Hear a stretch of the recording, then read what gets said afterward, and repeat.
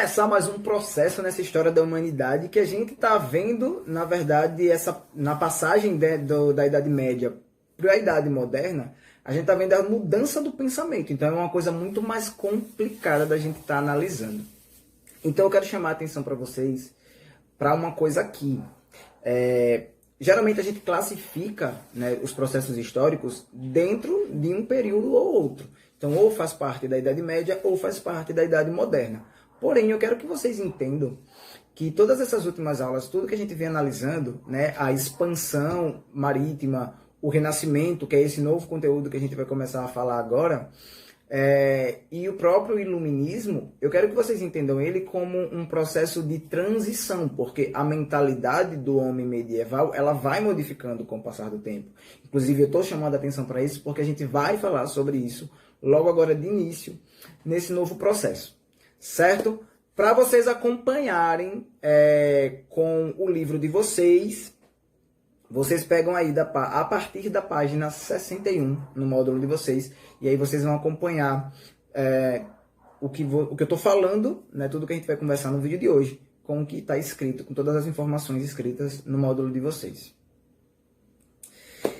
Eu vou dividir essa aula de Renascimento, eu falei Iluminismo, essa aula de Renascimento em duas partes, tá? A gente vai falar sobre Renascimento hoje, né, as ideias do Renascimento, né, como surgem as ideias do Renascimento, o que foi acontecendo no mundo, né, na sociedade ali mais próximo, que foi fazendo com que essa mudança acontecesse na mentalidade do homem, nessa transição entre Idade Média e Idade Moderna. E no próximo vídeo, né, na nossa próxima aula, a gente vai analisar a arte renascentista, porque sim, esse talvez não, né, certamente é a expressão mais importante de todo esse movimento que foi o Renascimento. Certo? Então, vamos começar o vídeo de hoje. Renascimento. O Renascimento, as ideias do Renascimento, elas vão se somatizando, elas vão acontecendo ali, né, e se acumulando já desde o final do século XIV, né, 1390, 1395, quando a gente tem aí a publicação de alguns livros, né? Por exemplo, a Divina Comédia, de Dante Alighieri, tinha uma visão religiosa muito diferente daquela visão que é defendida pela Igreja. Vale lembrar que, durante toda a Idade Média, a visão teológica, né, a visão de Deus era o centro de tudo, era a única visão permitida que a população tivesse, né, que o homem europeu podia ter. Questionar os valores da Igreja e o poder da Igreja não era nada permitido. Porém, a gente consegue enxergar em algumas obras, ainda antes do período do Renascimento, algumas sementes do que seriam essas ideias. E essas ideias, né, estou citando agora, citei a Divina Comédia como um exemplo, essas ideias elas vão servir para muito, inclusive, como uma base, como um exemplo para o que vai ser o Renascimento. Culturalmente falando, o Renascimento ele surge na Itália, tá? A gente não tem uma data específica, a gente não diz, olha, a partir do ano tal começa o movimento renascentista.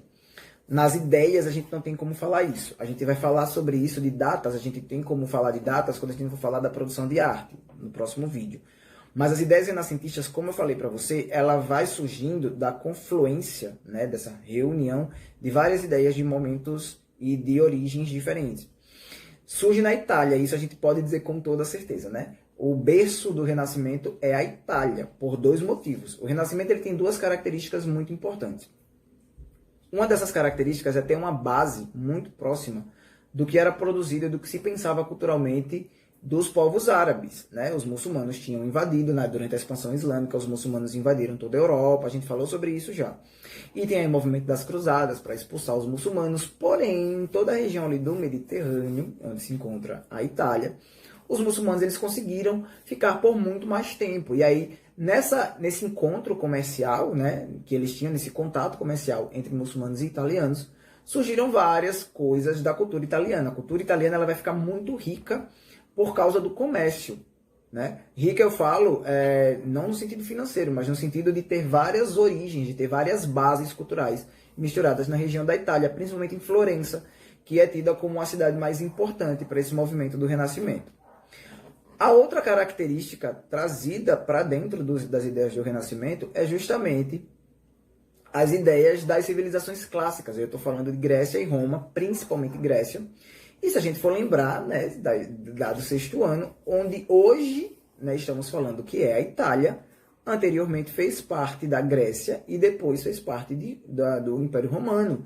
Então, a Itália tem uma história cultural relacionada a esses dois povos que vão servir de base, né, as ideias que vão servir de base para o que seria o Renascimento, para o que vai ser o Renascimento. Então, o Renascimento ele vai ter algumas características das quais nós vamos falar agora. A primeira lista de características que nós vamos falar desse movimento é a lista de que por que a Itália, né? Por que na Itália se desenvolveu o movimento renascentista. A Itália se torna, como eu falei para vocês, um ponto muito importante, né? E de que foi fácil, né? Para que esse tipo de movimento, para que esse tipo de pensamento se desenvolvesse, principalmente com o início do declínio do feudalismo e a reabertura do que foi o comércio, o que a gente chama de renascimento comercial. A gente já falou sobre isso, né? Renascimento urbano e renascimento comercial. Foram esses dois processos. Com a queda do feudalismo, as cidades voltaram a ter mais importância. Isso é o renascimento urbano. Conforme as cidades voltaram a ter mais importância, o comércio, né, a forma de se fazer economia mudou, a relação comercial mudou. Então o comércio passa a ser o centro de relação mais importante.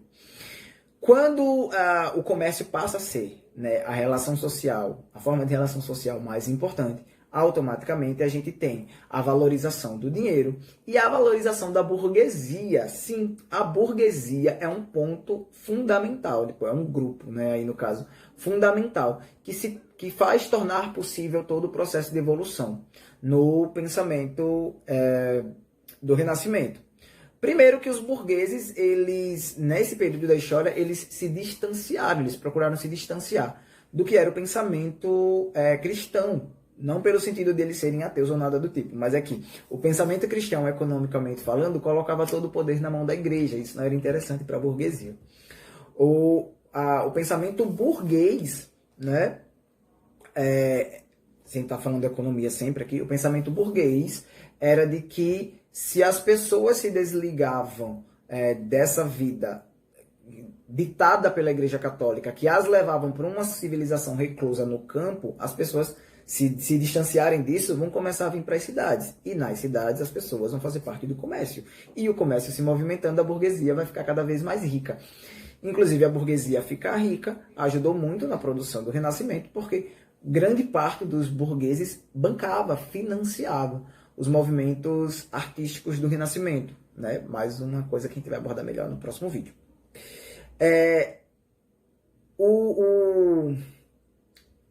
Outro ponto importante que a gente já falou aqui é justamente o contato com a cultura grega. A Itália, né, como eu falei para vocês, fez parte da Grécia, da formação do território que era a Grécia na Antiguidade. Então, quando a gente fala do pensamento grego, a gente está falando, sim, do pensamento dos ancestrais do povo italiano. Então, já era uma cultura que automaticamente era italiana. Então, esse pensamento, né, seria uma coisa muito mais nacionalista. As ideias que vão ser desenvolvidas dentro do Renascimento vai influenciar outros movimentos. A formação de estados nacionais e do absolutismo, por exemplo, vão ser influenciadas pelo movimento renascentista, e isso a gente só vai ver bem mais futuramente. Se não me engano, formação dos estados nacionais e absolutismo é um conteúdo que vocês só vão ver no 8º ano, mas que já surgem, as primeiras ideias desse processo já surgem dentro do Renascimento. Então, a gente pode dizer, e eu estou até com a colinha aqui para falar na ordem, né, que as características, por tudo isso que a gente conversou aqui, as características, né, que vão ser aplicadas, né, a esse processo, ao Renascimento, é justamente a quebra desse pensamento teológico, a quebra dessa ideia de que o Deus está no centro de tudo, e o começo do racionalismo, né, vamos pensar, raciocinar, o início do racionalismo colocado para o homem vem aí dentro do Renascimento. Na Idade Média, só quem tinha acesso aos estudos, eu estou falando de estudos de uma forma mais avançada, estudos de um nível que hoje a gente considera o nível superior, vamos dizer assim, as faculdades, as universidades, só tinha acesso ou quem era da nobreza, né, e nem era toda a nobreza que tinha acesso, ou membros da igreja. Essa ideia de universalizar os estudos, ela já surge aqui dentro também do Renascimento, né, de trazer os estudos para a comunidade, para a população.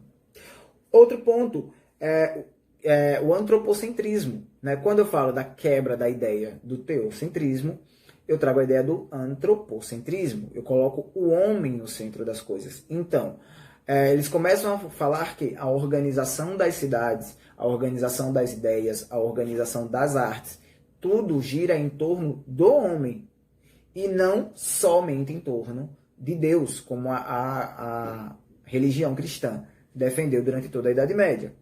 O outro ponto é o universalismo, e essa é uma característica direta agora do encontro entre o mundo antigo, né, que a gente chama de mundo antigo, que é a Europa, com o novo mundo, que é a América. Acabamos de estudar aí expansão marítima. Então, esse processo da expansão marítima, essa descoberta de que existiam outras terras, que ninguém sabia nem o tamanho específico, outros povos com outras culturas que ninguém fazia ideia como funcionava, essa ideia ela foi trazida para dentro do pensamento de, afinal de contas, quem é o homem, né? Filosofia aí. Outra característica, o pensamento filosófico, ele vai fazer parte, e quando eu falo de pensamento filosófico, a gente está falando de retirar o pensamento filosófico somente para a religião e trazer o pensamento filosófico para o homem, para a sociedade. E o individualismo, né? O valor... como é que eu posso falar dessa questão do individualismo? Não é no sentido que nós usamos, mas na questão de valorizar o talento do homem, valorizar o indivíduo. E é por isso que inclusive, vai existir o mecanato, né? Que é a produção, o financiamento para a produção de arte. Né? Durante o Renascimento, havia a valorização dos grandes artistas. Né? Se eu tenho uma técnica de arte mais elevada, isso tem que ser valorizado. É isso que a gente fala na visão de individualismo. E o humanismo, né? Que acho que é o último ponto que a gente pode destacar das características, é o humanismo, que fala justamente sobre a relação. Agora, quando a gente fala de humanismo, é entender o ser humano, a relação... Fiz até um quadrinho aqui, a relação do homem com a sociedade, a relação do homem com outro homem.